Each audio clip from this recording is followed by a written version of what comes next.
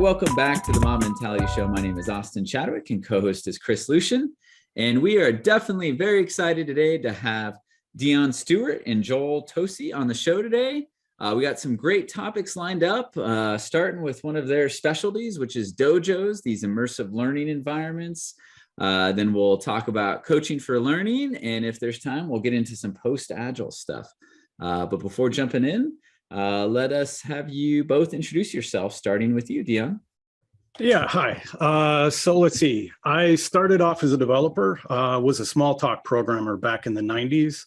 That led to learning a lot of the extreme programming practices. I was in a graduate program, and a prof named Dave West was bringing Ward Cunningham and Kent Beck and Adele Goldberg and a whole slew of other people onto campus. So I got exposed to a lot of the extreme programming practices before Kent's book came out, which led to kind of player coach roles in the early aughts, and around 2010, shifting to a full-time coaching role. And then for about the past 7 years, I've been doing dojos with Joel. Really? That's the fastest Dion's ever done that. So I can ramble. Yeah. So I'm Joel Tosi, based in Chicago. Thanks for having us. Much appreciated. Similar background to Dion, except I was a little bit later on. Majority, the background developing low latency systems in Chicago, future trading platforms, those kinds of things. I won't name it. I've already kind of set up my feelings about the organization numerous times publicly, but that's probably out there. I was lucky enough back then. This is like the early 2000s. Like most organizations, things weren't going as well as they could. We heard about this fancy Agile and XP stuff. Luckily, back then, I was able to meet up with a gentleman named David Hussman, who ended up becoming a really good friend of Dion's and mine. That's actually how we ended up meeting. Learned a tremendous amount from Dion, from Dion too, but also from David. David passed a few years ago. So did that stuff for a few years, was an architect for Red Hat. And then like the past decade or so, really just kind of started off in the coaching, but getting more into like this, how do we help teams get better? Awesome. Well, maybe Joel, you can kind of get us started on your thoughts on dojos and immersive learning environments. Yeah. So I'd imagine most people are aware of like the idea of dojos by now. Target's been talking about them for a while. But we'll rewind it a little bit and talk about what was happening, kind of before then. Dion and I were both at Target when it started up, along with, David Larrabee, who was with you guys earlier on a few years back. This is all public knowledge, right? When Target was in a position years ago where they had some problems, data breaches, outages, those kinds of things. And they were looking at ways to just improve. A gentleman there, Ross Clanton, Jason Walker, and a couple other individuals said, hey, we're going to do this. We're going to create DevOps ninjas. And so we're going to do it in the dojo. And it just so happened that Dion and I, prior to that, we were helping out in Target, doing some standard agile coaching, which meant like you talk to a team for an hour today, then another team for an hour, another hour, and then maybe you do a workshop. And so they asked us to help out with these dojos, and we were interested and said, well, what's it about? And they said it's about helping people learn new skills. So that's really cool. So we set in, saw some options for improvement. There was just some kind of context and so a little bit of not process for process sake, but just structure that we wanted to get in place to make it easier for teams. And what was quickly evident to myself and everybody that was there was like, not only were the teams having better experiences and like the things that since the teams were able to learn things and apply it immediately and then practice it and get feedback and try it again, it was just way more effective than what we had been doing in the past. And so like, Dion and I were just talking, and it's like, this works. We should do this more. That's what I think is interesting about the dojo is just the fact that get a group together, give them space to learn, and let them learn while they're building their own work, and really cool things can happen. And that's why I dig it. Nice. Yeah. So when I think of the word dojo and ninja, pictures come to mind, maybe wax on, wax off, a room full of people all practicing the same motions. So maybe, Dion, how would you define dojo in this sense, maybe in the more tech sense that you guys both experienced? Yeah, well, look, you're calling upon the name, and these days we try and stay away from terms like ninja and all of that. We are still using the word dojo, although some people object to that. One of the reasons we're still using it is because we haven't found an English word equivalent translation. I think one of the things that worked really well at Target, there were great people there doing great things and really good leadership, right? So I don't want to discount that. But the fact that they chose dojo as the metaphor for this learning environment they were creating, I think led to some accidental, really great results. Dojo is a word, Japanese word. It literally means place of the way. It's usually used to describe meditation halls and more commonly Aikido martial arts studios. So when you think of a martial arts studio, like you were saying, Austin, there are all kinds of images and thoughts that pop in your head immediately. One of them is it's a space that's different from your normal everyday space, right? You go there for a specific purpose. And it's not someplace you go for a weekend and all of a sudden you know Aikido. Right? You have to go, you have to practice, you have to get feedback, you have to get guidance of someone in sort of a coach role. So I think this metaphor led to a lot of really good accidental outcomes. It wasn't completely accidental. Joel mentioned Jason Walker. Jason had been to a chef conference and the keynote talk was on developing DevOps Kung Fu. So that's where he got the idea for the martial arts metaphor. Funnily enough, it was almost called the goat farm because there are all these sheep dipping and farm metaphors in DevOps as well. And Target really started out as a DevOps dojo. But I'm glad it's not the goat farm. I can't imagine running around to enterprises saying, we want to help you install a goat farm. What? Dojo's odd enough, but it's intriguing to people. So yeah, I think from that standpoint, if you keep thinking through that metaphor, there are all kinds of really good, intentional, immersive learning, just sort of practices that come when you adopt this mindset of this space being a dojo. Coding dojos were around a long time before that, right? But from my experience, coding dojos were usually shorter term, like maybe once a month meetups. For 90 minutes to 2 hours where people would get together for deliberate practice. So that part is in common. But it was usually, katas or some kind of exercises. It wasn't doing your real world work. So as Joel alluded to earlier, what's really powerful about this model of immersive learning, even if you end up calling it something different, which a lot of organizations do adopt a different kind of name that's appropriate for their domain, right? But what's really powerful is you get teams into this space for a time-boxed period of time where they are allowed to focus on learning over delivery. So the learning gets prioritized during that time period. And then you've got the guidance of coaches, repetitive practice. It's a safe space for learning. Teams are learning together collaboratively, so using Ensemble working quite a bit. And, it's just a great environment that Joel and I have seen results in our coaching that we didn't see prior to this model working with teams. Yeah, that's fantastic. What would be, so is it that they're working on their actual work, but they are prioritizing learning? Is that kind of what a day is in the dojo? What does it look like, from moment to moment in that context? Joel, you want to take that one? It's hard to say what it looks like moment to moment because we talk about learning in the moment. And so typically what it looks like before a team comes in, we'll talk with them about what success looks like for their team. We'll talk a little bit about, where do they want to see the product go, where they want to explore it. We'll talk about the things that teams want to learn. And we'll also talk about what's hard about the way things work right now. And so they might say things like, we have a lot of defects, or it's really hard for us, our builds don't deploy regularly. And they'll talk about the things that are frustrating for them. And so we're thinking about these things when we're working in the day-to-day situations with the teams. So we'll be working with the teams.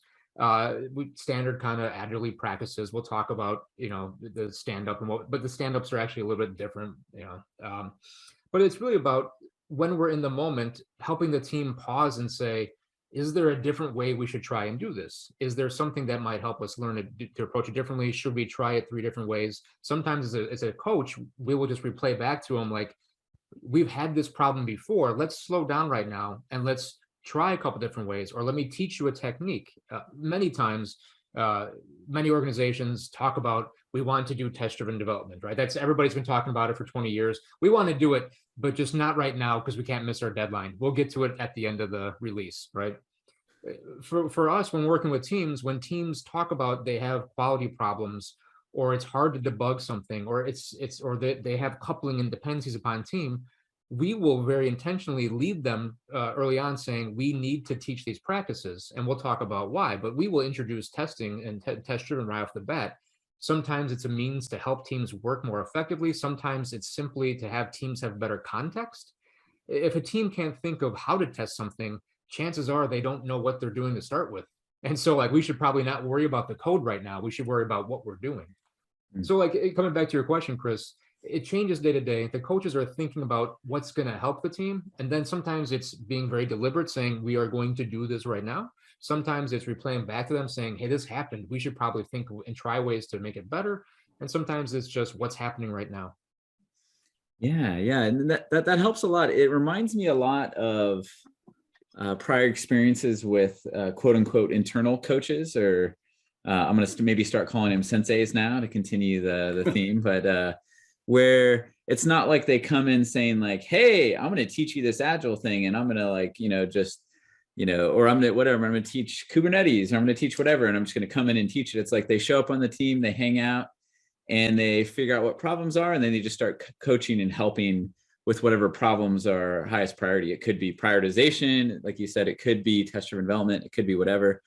So if you're kind of taking that sensei coach role, they see a problem, and if you're doing actual work for me, so it's not like I would think like, oh, okay, if you were doing a dojo where it's all practice code or something, like, oh, what's a problem you have? Oh, you have a quality problem. Let's do TDD. And then you start doing a kata in TDD and not on real code. So how would it work in the dojo model? Because it's about doing real work, right? So I'm guessing, Dion, that you open up the real code and start doing whatever practice, or how does that flow?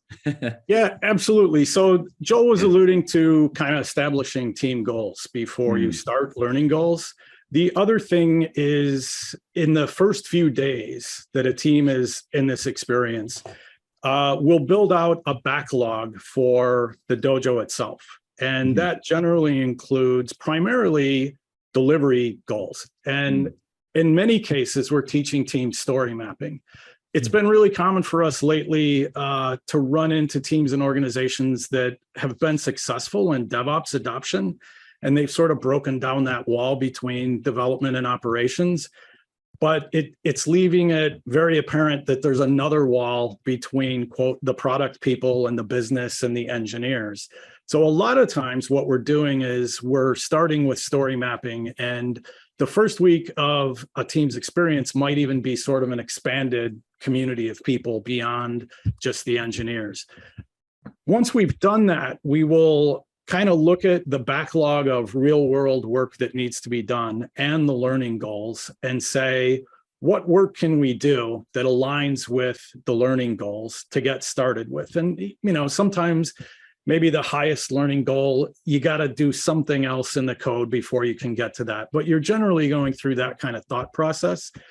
And then when we do start coding from day one, it's very disciplined, slow down quite a bit, right? Make sure we're using whatever branching strategy is supposed to be used. In some cases, teams are learning trunk-based development and they're switching from something else. Making sure that the CI/CD pipeline is completely in place for every line of code we write from the get-go. Making sure we're starting with tests. And tests can be challenging because, as you know, if you're pulling up legacy code, it's not always easy to get the code under test. But that in and of itself is an incredibly powerful learning opportunity. right? And I think that's one of the things that makes this model really powerful, because I used to teach 2-day TDD workshops, and one of the common problems that we would have is we would check in with teams or organizations after we had done these. And they would say, yeah, the class was great. We felt like we learned a lot, but we had a really hard time applying it when we got back to our code base, and it didn't really stick. The dojos have been much more successful in that regard. The other thing I'll throw in before I forget, because it occurred to me a second ago, since the pandemic, we have been relying on Ensemble working quite a bit more than when we were in the same physical space. It's not that we weren't doing collaborative group work together, but it was sort of unstructured, if you will. So pretty much every physical space would have big 55-inch TVs in every team area. And we would do a lot of work as a team on that big TV. But we weren't really following driver navigator, and we didn't bring a lot of structure and really sort of teach people the etiquette and the way of working together in Ensemble. Since the pandemic, we've had Woody Zuhl partner up with us in a couple organizations, and we often start, this is one area where we might do a kata to kind of really keep them focused on, we're learning how to work together right now. Let's not get distracted by our real code base. And that's not for a long period of time. In some cases, it's half a day. But once you get a little bit of grounding in it, then you start working in the real code base. And I probably have rambled way off topic. Wanted to get that in. What would you attribute the shift to more ensemble work to? Is it just because it was easier to communicate that way, because you're talking about less structure versus remote, like how do you have anything specific that you'd point to that made it more common? So Joel and I have been kicking this around, Chris. I think the way I'm thinking of it right now, my current working theory is that we're on Zoom right now, right? Most people think of Zoom as a communication tool.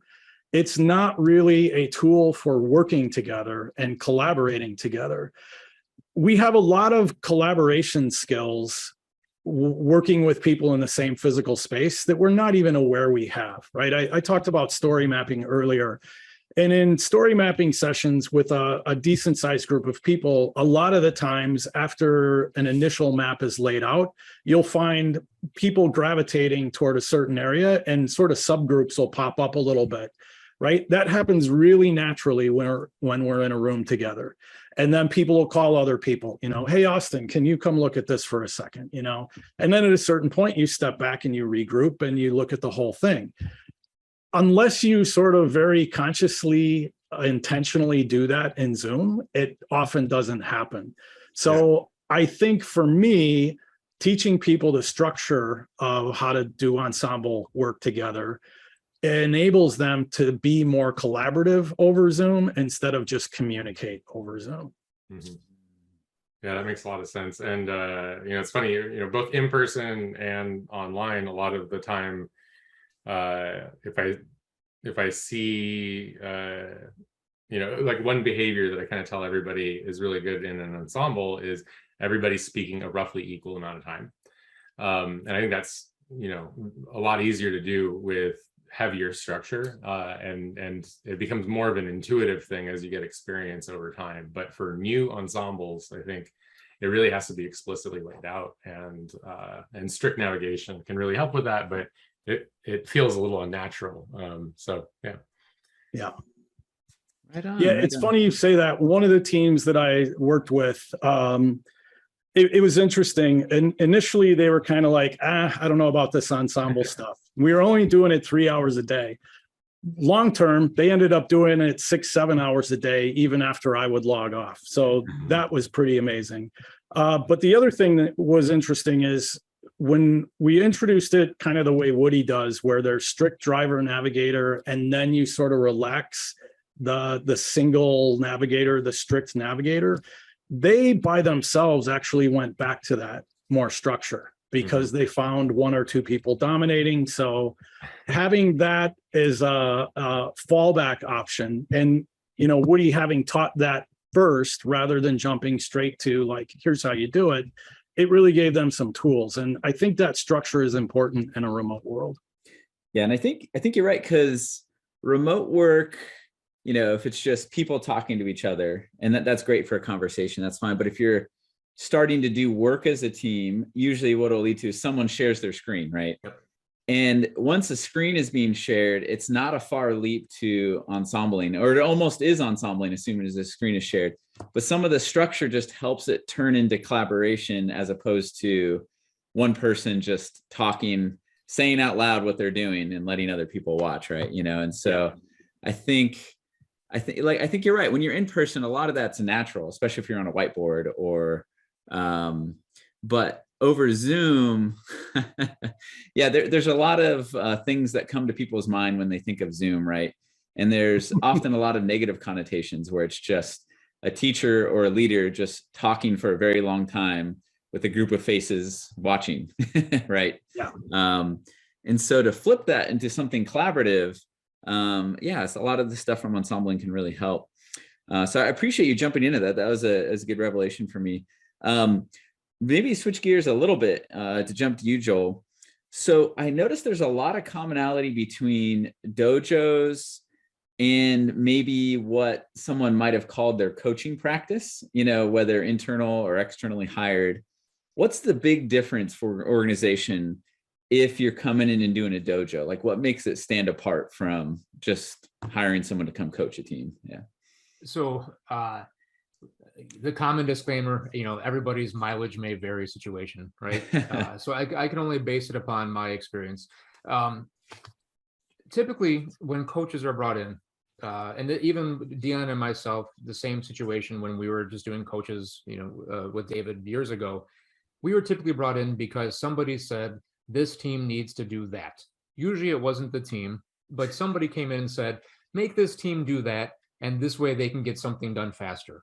If you teach them and you show them how to do stand-ups, then therefore every 2 weeks they'll have a higher velocity or some other kind of nonsense like that. And again, I think coaches have good intentions, but that's typically how it's always played out. When we're talking about what we're doing with groups, it's never about the process or the approach. It's really more about the learning and development of the team.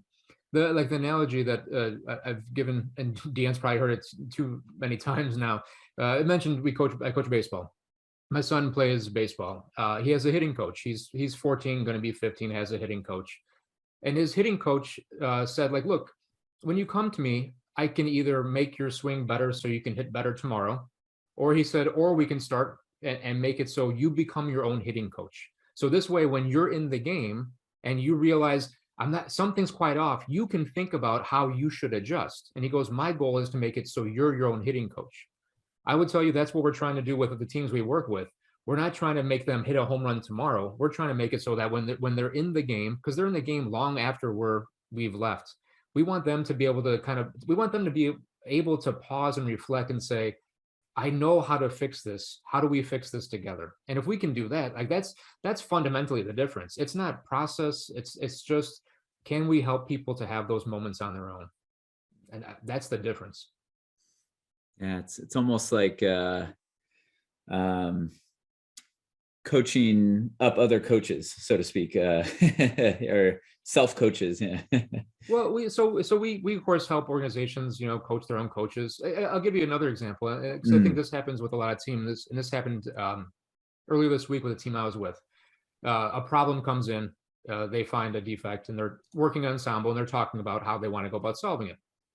And the person comes up, has some ideas, and he walks through it. And they kept on using this language of like, this is the right fit. This is the right fit, right? And for the language. And everybody in the team, and there was 5 of them, they all agreed it's right.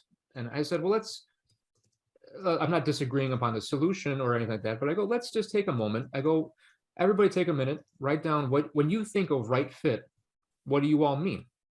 And let's just talk about it, you know? And so when these problems come up, And I'm sure you know how it plays out. The first person talks about right fit, which is really wonderful. This woman said, right fit to me is about how easy is it for the next person to change it. Oh, that's a really nice observation. The next person said, right fit is, does it close the ticket right away? Because it gets off of our queue. Another person said, well, right fit for me is I want to try 4 ideas, and then I want to narrow it down to 1. And another person said, right fit is the one that I can learn from faster. And another person, I have my notes, and somebody else said something around architecture and patterns and how it would scale. I go, this is really interesting. Like, you all agreed a minute ago around, yes, this is the right fit. But in 1 minute, we all recognize that we don't even agree what right fit means. And this is the coaching for learning stuff. Like, we could have just let it go and said, yep, the team, they talked about it. They all agreed it was the best solution, but they didn't really know what they meant. And like, I think it's those intentional pauses that you can have with teams where you say, like, look, this is like the slowing down, the learning over delivery.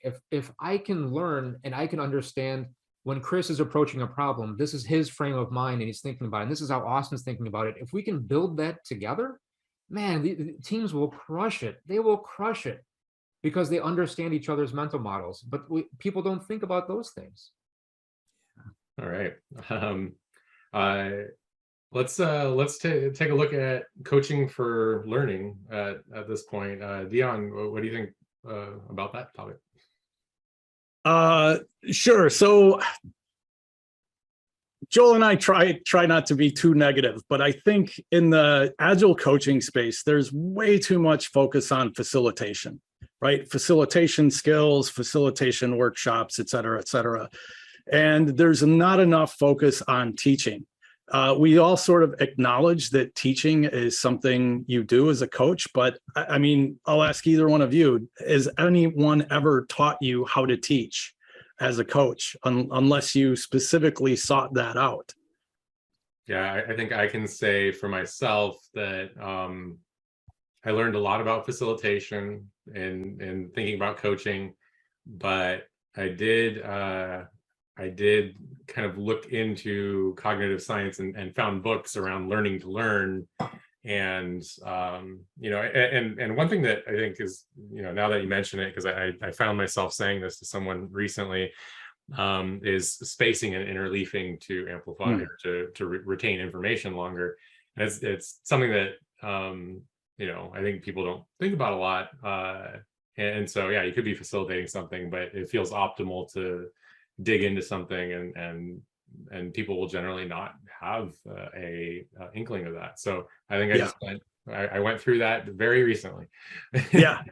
So the journey you just described that you went on yourself is similar to kind of what Joel and I are going through now continuously. I mentioned, I started as a developer, and I kind of moved into coaching by accident because I got put on teams as an engineer, but also, well, hey, this CI stuff and this TDD stuff. Can you teach the rest of the team how to do it and help them learn? I never really had any sort of formal training on this. The more we got into coaching, and especially when we hit the dojo, we said, look, if one of the principles of the dojo is it's focused on learning over delivery, we need to start learning how people learn. So same thing, reading books on cognitive science, neuroscience, exactly how is it that people learn?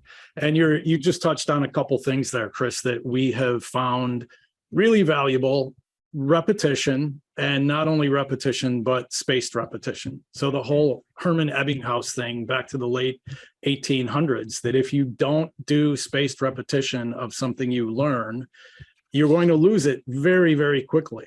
And going back to the comment about the TDD workshops I used to teach, this is what happened to people in those situations. When they weren't able to apply it immediately to their real code bases, in a very short order of time, they lost everything they picked up in the workshop.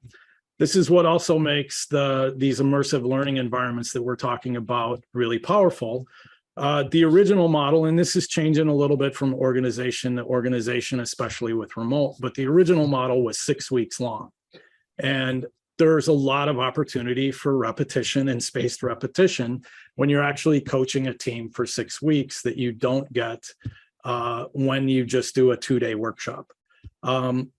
So yeah, that's a big part of it. I think the other part of coaching for learning is just the mindset that your job here is not to coach this team for performance, to hit a certain date on a project or a feature deliverable. Your job is to coach for learning. And yeah, if there's a desired delivery date and that kind of thing, we can sort of work with it, but really that's secondary. So a big part of successfully setting up these learning experiences is making sure everyone, all the stakeholders, all the domain experts, everyone knows that we're making space for the team to learn. Joel and I will often say, assume you're going to get about 50% of the output, however you measure the output.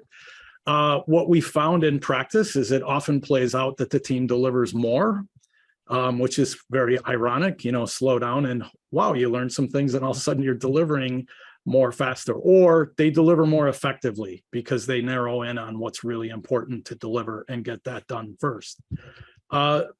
These are all aspects. Joel, what am I forgetting about coaching for learning? I think you nailed them all, man. Yeah. I mean, it's the context doing their work, the space repetition. One thing that we'll do, Chris, kind of like to your point there of their interweaving, is a team like story mapping. Story mapping, you might say, well, how can a team learn story mapping with space repetition? They'll do it and then they won't come back to it. No, we'll come back to it in the second or third week, and it might be something as simple as, how do we need to update the story map? Or it might be like, let's practice and let's do it again. And because we need to repeat it. We don't want it to be, we did the story map because we had to for the dojo. We want it to be, it helped us. This is how we do it. And so we practice it. We very intentionally practice these techniques. Yeah. Speaking of that, I think that a lot of these things, when I was looking it up, Barbara Oakley's books, reading Mind Shift and Learning How to Learn, those have been quite good at anchoring a lot of those ideas. So it just comes to mind. Nice, Yeah. nice. One thing that was really resonating me with both what you're talking about, maybe going back to your sports analogy, Joel, is that with coaching, I think there's something funny that happens when we step into the business or tech world with terms, right? So me and my wife were talking about it the other day. And if you talk about like having a coach for someone to learn a sport or even to learn how to sing, like my daughter's doing, it would be quite alarming to everyone involved if it's like, oh, we're going to teach you, how to play football or baseball, for example. And all the coach does is just lecture at, the people for an hour and then walks away and be like, all right, you guys all do it when I'm gone, and that would be alarming to almost anybody. If you're teaching science, any of those things, it's like you get in there and you start doing the stuff, right? And so you're with the people learning and you're modeling it. You're saying, do this, don't do that. You're this, don't do that. But I think in the business world, for some reason we switch into that mode, and it's just like, oh, of course I'm not doing it with you. Of course I'm not giving you guidance as we're doing it step by step. That's way too micromanagey or intrusive, And so I think what I love about your dojos or ensembling is that it almost becomes right in alignment with what most people think of coaching in the normal world, right? Mm-hmm. For anything where you're actually physically moving.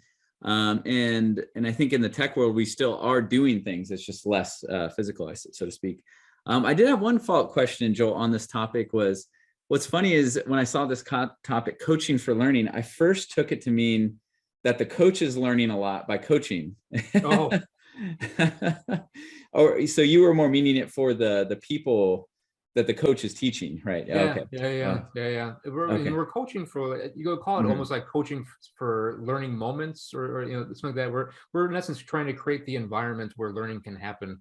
One thing Dion and I will riff on quite a bit is this idea that if technology were easy, like deploying to the cloud, then it would be easy for everybody because they could just write it in their wikis like they already have. Just follow the wiki and everything will deploy and everything will be successful. That's not the case, right? Like we have to, it's by doing the things we learn what we need to do. And so we can't be removed. We can't just say, I wrote it down, go read it. It doesn't work that way. We have to be there in the moment with the groups. Nice, right on. Well, maybe it's a good time to transition to the last topic, post-agile. You want to kick us off, Dion? Sure. Joel and I, as we're working with teams, we get a lot of, so talking about coaching for learning when the coach learns, right? I'm old enough, I've been doing this long enough that I'm starting to run into people that never worked in a quote non-agile way before, right? So they don't have a, Chris is nodding, he's seen this. When you try and do your comparisons, remember when we used to do this and people just look at you like, no. So there's not that frame of reference. Because of that, I think they ask some sort of beginner's mind type questions that sometimes are really interesting. Like, hey, if we are deploying every day, why are we doing 2-week sprints? What's the value in this? And I'm not saying there's never any value in still having a 2-week time box for work. I'm one of the people that without sort of intermediate deadlines, I'm horrible. Term paper the last night at university, all that kind of stuff. But it's interesting when these kinds of questions come up. And what it's really making me and Joel, as we examine this, sort of do is say, I think we are moving into this post-agile world, and it really is more about flow. I lived in Minneapolis for 25 years and was lucky enough to meet Tom and Mary Poppendick and become friends with them. And I reread things that they wrote 20 years ago, and I feel like, hey, we are getting around to this sort of as an industry now. I kind of think of Agile as being this thing that started when the project kicked off. And for me, it ended when your code was in a binary repository that someone else could deploy. Now that's changed with DevOps, and we've sort of shifted further to the right. And what a team in many organizations these days is responsible for is, you run it, you support it, you deploy it, all of that. I still think we're shifting left in a lot of ways as an industry. And that's what we mean kind of by post-agile. And I referenced the Poppendicks. One of the things that we are constantly stressing, and we tie it to this learning in the dojo, is that learning needs to be holistic, right? It's really valuable for teams to understand as far left on the value stream, what's happening there, and how that ties into being able to do really fast deployments to a subset of your customer base using all your DevOps technology in order to get feedback to take it all the way back to the left end of the value stream, if you will, right? So there's that aspect of it, not to mention the whole systems thinking aspect of it. So one of the things that's always struck me as a little bit ironic is the DevOps world is highly immersed in theory of constraints and lean thinking and all of this theory, right? And yet, for many people, it focuses on code commit to running in production. It's like, well, what if your biggest problems are not in that segment of the value stream? What if they're beyond that? And I think there are people in the DevOps community who recognize this now and are trying to push things further outward. But for me, that's where this post-agile world, that's where this term comes in for us. And it really is helping teams and organizations adopt a systems thinking view of the whole value stream and how improving any capability along the way, how it impacts the other capabilities, and really being intentional about where you focus your improvement efforts.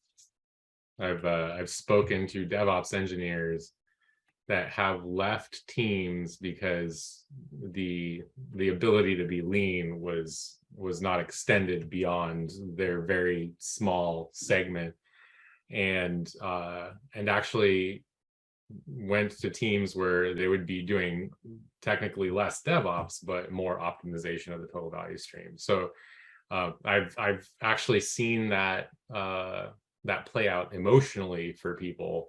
And I think it's a really powerful thing to be able to have not control over that, but influence on it.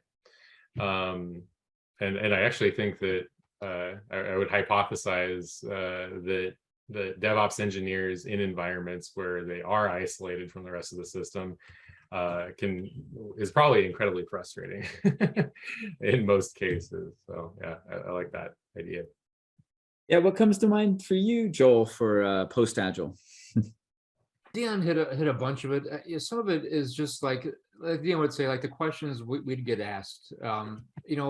Knowing the crowd you all run with, the estimates thing tends to come up quite a bit. And it's just there. Look, I'm not a no estimates zealot by any means, but I'm also not the person that's going to say there's no value in kind of estimating things that you don't know about. But there are interesting questions around there around like, instead of like how big, there's an interesting question around, is it too big? And then if you to answer that question, you have to have a whole lot more information.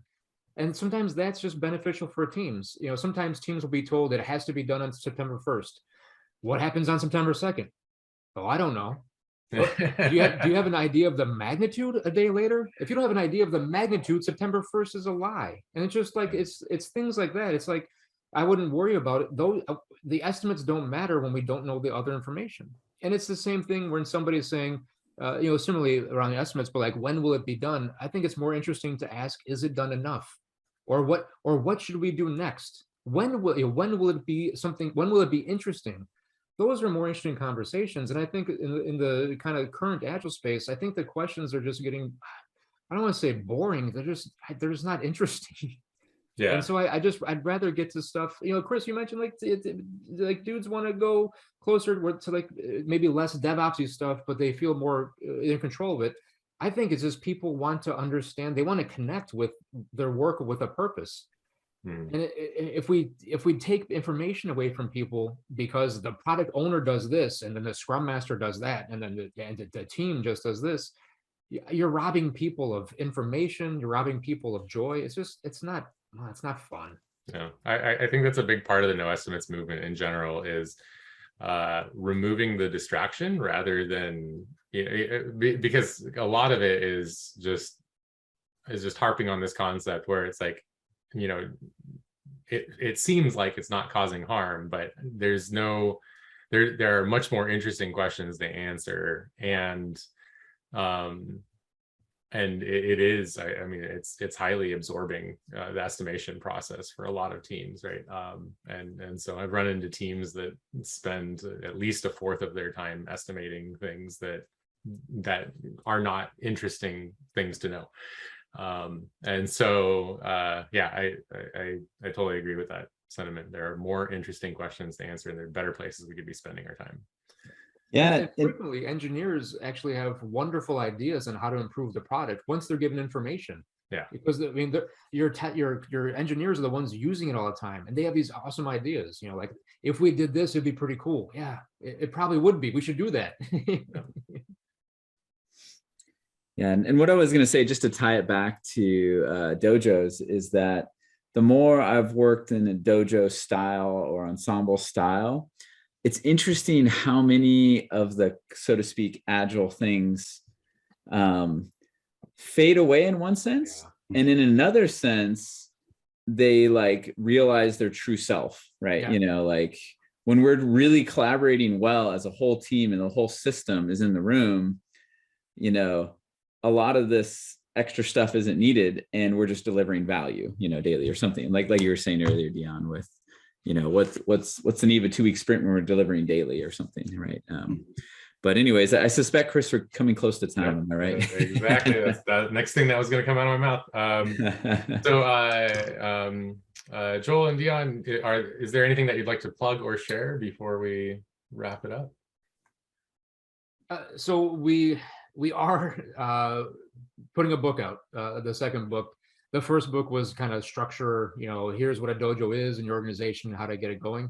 The next book, which we're hoping, as I'm looking at Dion here, we're hoping to wrap up the edits by next week and get it shipping soon. The intent there is really for coaches, the people that want to help teams learn. We want this book is designed for them. It goes into some of like the background and why to do things a certain way. So this is some of the books you mentioned, Chris, and like the how to approach problems and how to approach learning. And then it gets into some practices and some techniques around how to actually do it with teams. when Dion and I first started the book, we thought it was going to be short, in the sense we were thinking like 150-ish pages. We've cut some out, but it's still longer than we expected. So, Yeah. Fantastic. Alrighty. Check that out. And then, to our audience, if you know anyone who can use more information on immersive learning and dojo style environments, or coaching for learning, maybe somebody spent a lot of time on facilitation but could use a little nudge to go in the learning how to learn direction, or if you have somebody that thinks a lot about Post-Agile in mind, be sure to share this episode with them. And then also, please like and subscribe and ring the notification bell, and we'll see you all next time. Thank you very much. Thanks, guys, for being on the show. Thanks for thanks having for us. having us.